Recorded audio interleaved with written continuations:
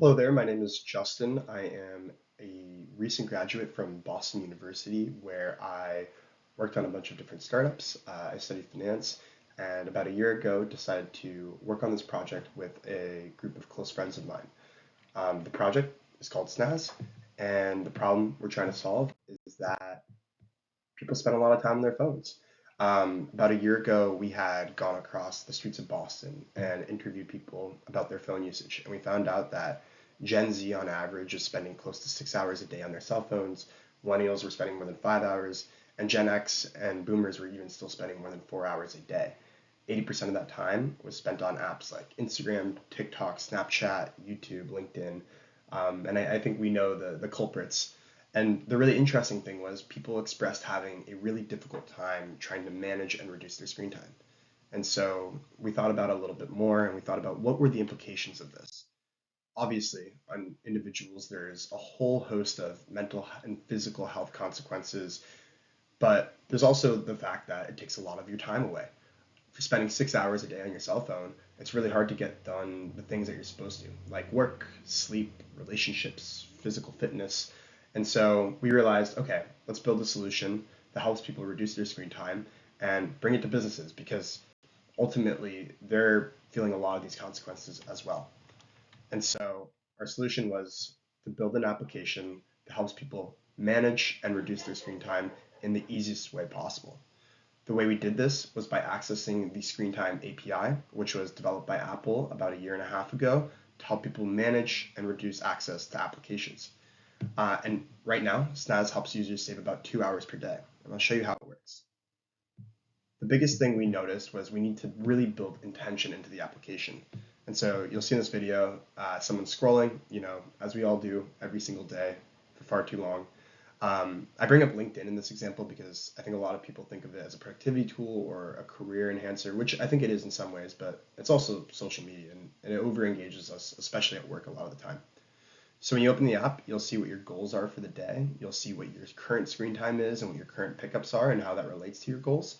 And that's just a really easy metric to kind of hold yourself accountable. So the first thing we did was, how do you block apps? So the way we did it is allow users to select as many apps as they would like. In this case, I just pick Instagram, and then select a duration for how long they would like to block those apps for. And now for the next hour in this example, whenever I try to go ahead and access Instagram, it will give me a screen that looks like this. And you'll notice there's no dismiss button or anything like that. The app's blocked.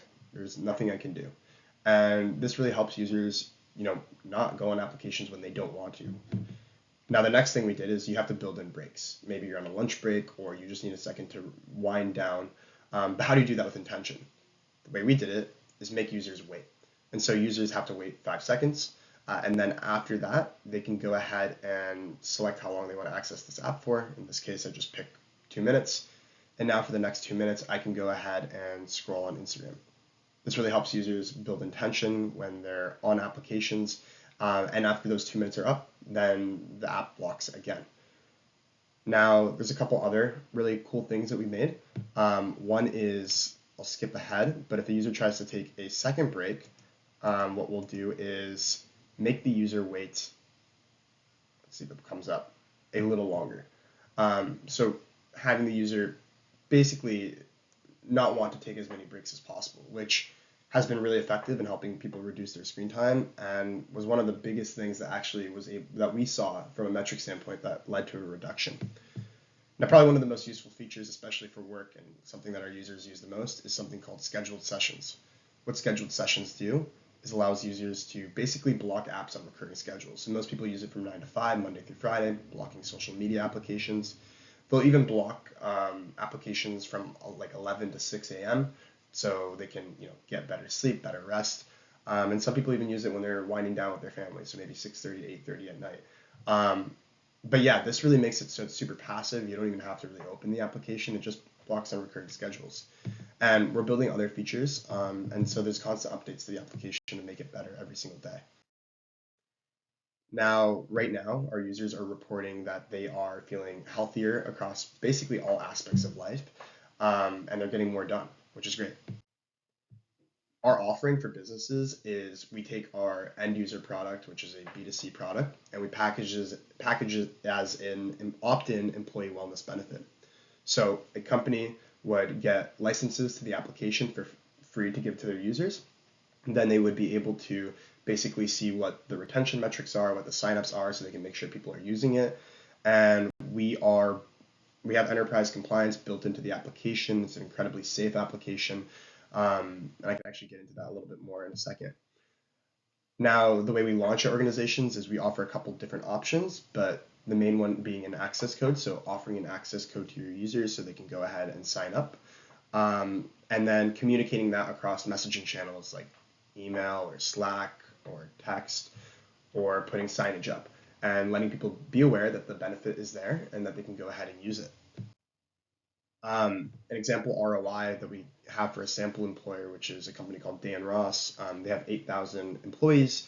These are all in different functions. You have warehouse personnel, you have truck drivers, you have executives, you have knowledge capital workers. And this ROI really just demonstrates that at 2 hours per day, saving users 2 hours per day, even if your entire population does not buy into this, you have a huge compounding effect with saving time that if you compare us to any other type of wellness benefit, they can promise you things like presence in the workplace, positive physical and mental health, rest and work-life balance, and safety. However, our application really goes above and beyond by providing a really specific ROI, which is time, which is the most important resource we all have and is extremely limited. And so that's really what makes Snazz really awesome and great. On top of that, we might not be a meditation app, but it certainly makes people be more meditative. And I think that the effects speak for themselves. In terms of privacy, security, encryption, we are GDPR, CCPA, PIPEDA.